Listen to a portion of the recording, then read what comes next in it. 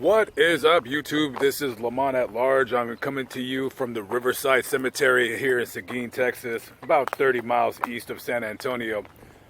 So I was walking around this cemetery and I noticed that maybe I seen one grave with a picture on it, and the rest of them are quite old. There's people here that were buried in the 19th century. So instead of doing a Faces in Death, I figure we'll try Forgotten in Death.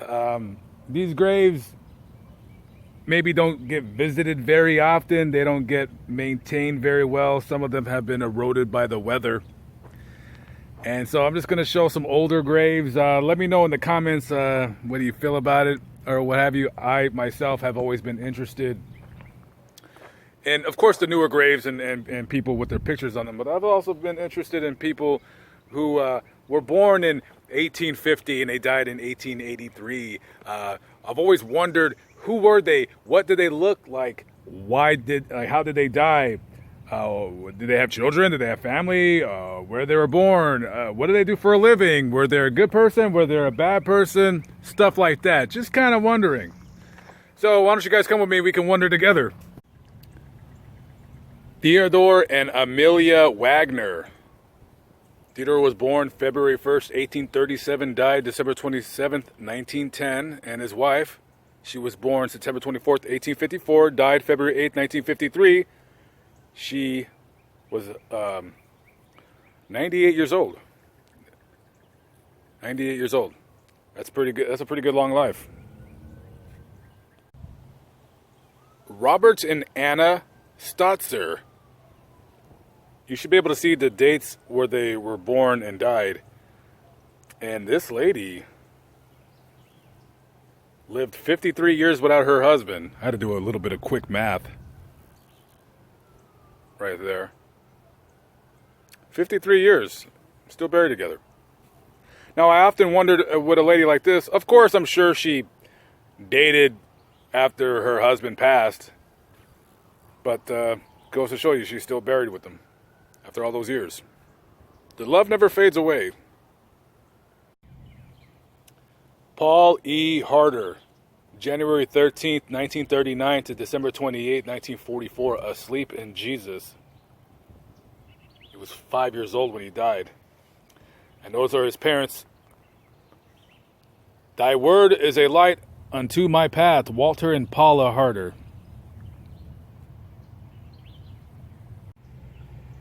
This is the crypt of Eugene Nolte. He was the son of a very prominent Seguin, Texas banker and businessman by the name of Edward Nolte.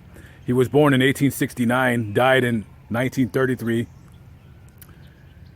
He was appointed by President Taft in 1906 as the United States Marshal of West Texas, was a prominent member of the Texas Republican Party. And if you can see, I mean, this is a pretty big crypt for one person. So that just goes to show you how much of a prominent person he was. And back in those days when he was buried, this was about a $35,000 crypt. In today's money, it'd be well over $350,000.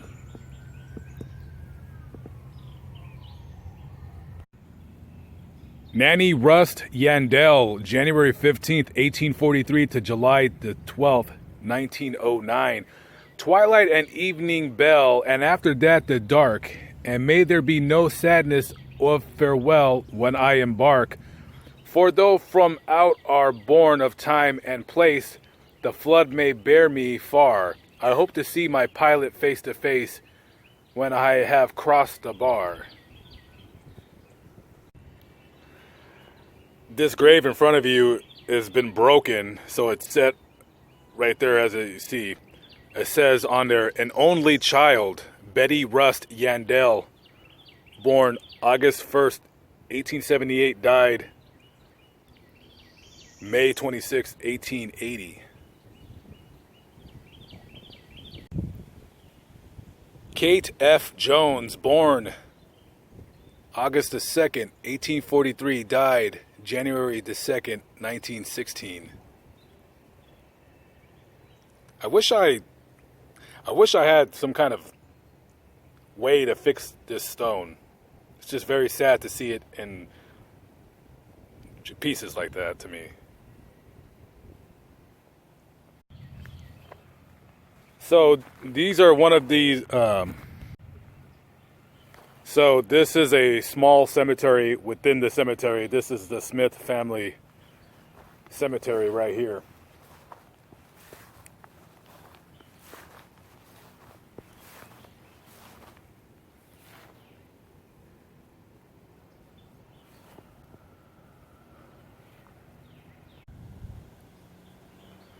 Sally White, wife of Stephen White, born October 5th, 1853, died July 22nd, 1886.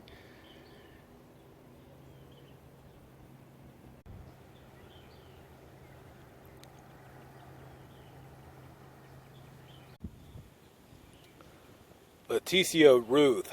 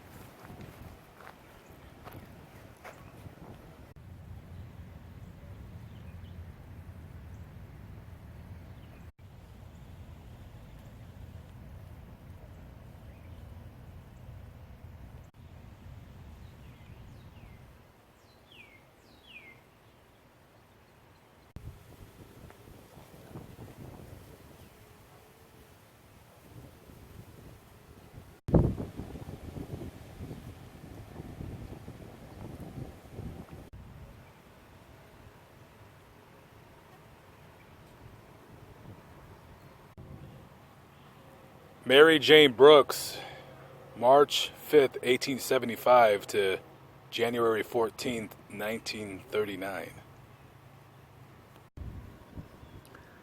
Tina Williams, born August 29th, 1871, died March 9th, 1915.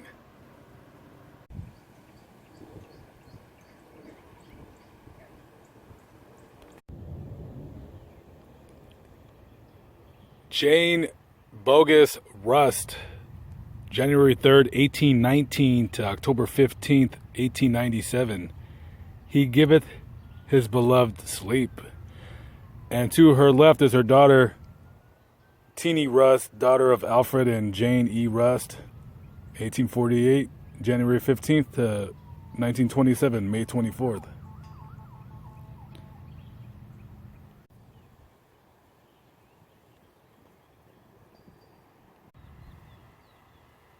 Woodrow T., son of H.W. and Lydia Schultz, December 10th, 1916 to June 18th, 1918.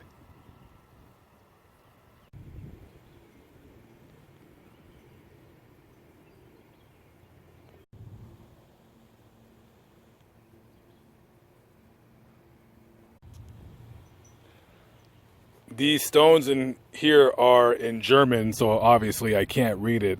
Not a lot of people know this, but this part of Texas was settled by quite a number of German immigrants. I want to say at least 1/8 of all the graves here have German last names.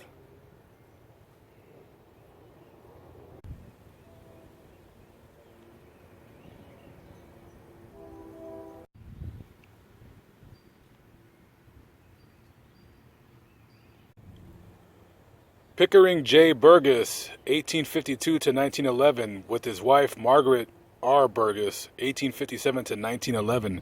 They were sweet and pleasant in their lives, and in death they were not divided. Okay, that concludes the video.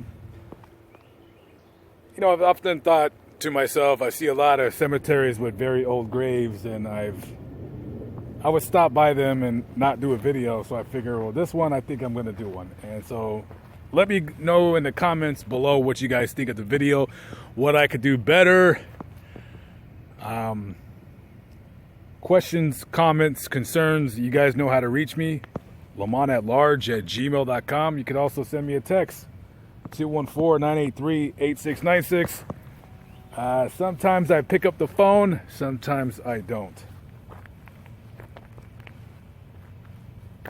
All these graves, generations after generations, people forget, lose touch, move, go somewhere else, and they just sit here. Anyways, live but not live, but still alive by the grace of God. I am Lamont at Large, coming to you at the Riverside Cemetery here in Seguin, Texas. Peace out.